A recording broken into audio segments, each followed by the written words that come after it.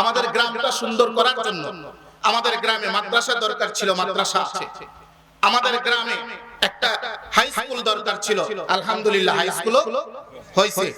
আমাদের গ্রামে আরেকটা অভাব আছে, এটা হলো আমাদের গ্রামের একটা ঈদগাহ মাঠের অভাব, আরেকটা 12 মাস যেন কবরস্থ করা যায় একটা কবরস্থানের অভাব আছে না? অভাব।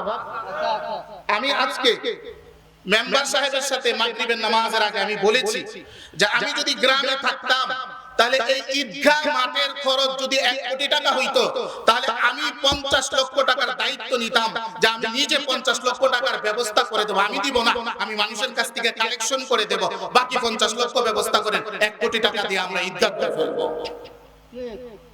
বুঝেন নাই? এখন আপনারা কি চান? সবাই কি আওয়াজে হবে না? সবাই চান তো? আমরা সবাই 12 মাস একটা সুন্দর পরিবেশে একটা ঈদগাহ মাঠে এক ইমামের পেছনে সুন্দর করে আমরা প্রত্যেক বছর 2টা ঈদের নামাজ সুন্দরভাবে আমরা আদায় করি। আমরা সবাই চাই তো ইনশাআল্লাহ? সবাই চাই না? তাহলে এই চাওয়াটা পূর্ণ হবে কখন? যদি আমরা সবাই হাত গুটাইয়া বসে থাকি। হ্যাঁ, কি লাগবে? ঐক্য লাগবে, সবাই পকেটে হাত দিতে হবে। কেউ জায়গা দিবে, কেউ জমি দেবে, কেউ টাকা দিতে হবে। এখানে সামান্য টাকা দিয়ে কিন্তু ঈদগাহ করা সম্ভব। এটার চারপাশে রিটার্নিং ওয়াল দিতে হবে, তারপরে মাটি অথবা বালু দিয়ে ভরাট করতে হবে, ভরাট করার পরে আবার এটাকে একটা পরিবেশ করতে হবে, একটা মেহরাব করতে হবে, তাই না?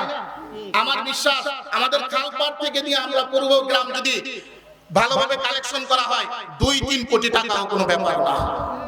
আমার কাছে আমার বিশ্বাস আমি পারবো, আমার বিশ্বাস আমি পারবো।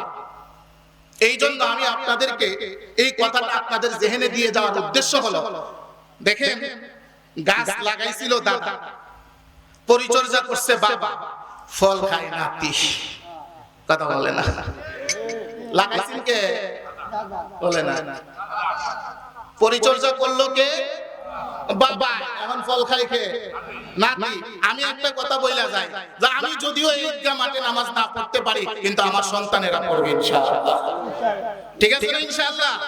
ইনশাআল্লাহ আমরা আমাদের জায়গা থেকে চেষ্টা করব ঐক্যের সাথে ইনশাআল্লাহ।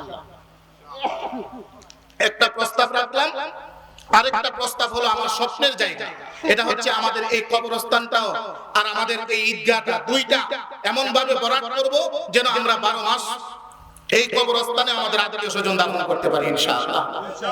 পারবো না ইনশাআল্লাহ? আমি আমার বিশ্বাস আমাদের গ্রামের সকল মানুষ একত্রিত হয়ে যদি সম্মিলিতভাবে প্রবাসী ভাইদের কাছে আমরা টাকা চাই। কাদের কাছে? প্রবাসী ভাইদের কাছে।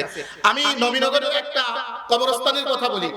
নবীনগরের একটি কবরস্থান মেরামত করার জন্য তারা সিদ্ধান্ত নিছে, তারা 10 লক্ষ টাকার মতো, কম বেশি হতে পারে, 10 লক্ষ টাকার মতো তারা বাজেট করেছে, তারা কবরস্থানকে মেরামত করবে। তারা ফেসবুকে স্ট্যাটাস দিছে, লাইক দিছে, প্রবাসীদের কাছে টাকা চাইছে। আমার জানা মতে 7 দিন সময় লাগছে, 10 লক্ষ টাকা ক্রস করে ফেলছে। সুবহানাল্লাহ। মাত্র 7 দিনে 10 লক্ষ টাকা ক্রস। তাহলে বলেন তো দেখি, যদি নবীনগরের ছোট্ট একটা গ্রাম 900 আর 800 ফুটের গ্রাম যদি কি করতে পারে, 7 দিন আর 10 দিনে যদি তারা 10 লক্ষ 12 লক্ষ টাকা কালেকশন করতে পারে, আমার তো বিশ্বাস যে আমাদের 10 দিন হলে আমরা 50 লক্ষ টাকা কালেকশন করতে পারবো। পারবো না ইনশাআল্লাহ? পারবো। তাহলে আমি আপনাদের কাছে এটা বীজ হিসাবে রেখে গেলাম, বীজ হিসাবে আপনারা এটাতে পানি দিবেন। পারবেন না ইনশাআল্লাহ? বলে ওদের কেমনে পানি দিব? সারি চলে বয়ে কইবেন। কথা বুঝেন নাই? অন্য কথা বাদ দিয়ে এটা কইবেন যে মৌলভীবান একটা কথা কইছিল যে আমাদের একটা এই ঈদগাহ মাঠের জন্য একটা কবরস্থানের জন্য কি করা যায়। দেখবেন যে ইনশাআল্লাহ আপনার একটা কথা যদি আল্লাহ কবুল করে ফেলে এটার উসিলা ঈদগাহ হয়ে যেতে পারে। ঠিক না ইনশাআল্লাহ? তো যাই হোক, যে কথা বলতেছিলাম, আল্লাহ তাআলা বলেন তাআবানু আলাল বিররি ওয়াত তাকওয়া, তোমরা নেক কাজে একে অপরের সহযোগিতা করো। নেক কাজে কি করো? সহযোগিতা করো। আর আমরা কোন কাজে সহযোগিতা করি? বদ কাজে, গুনাহ কাজে। হ্যাঁ, আপনাদেরকে একটা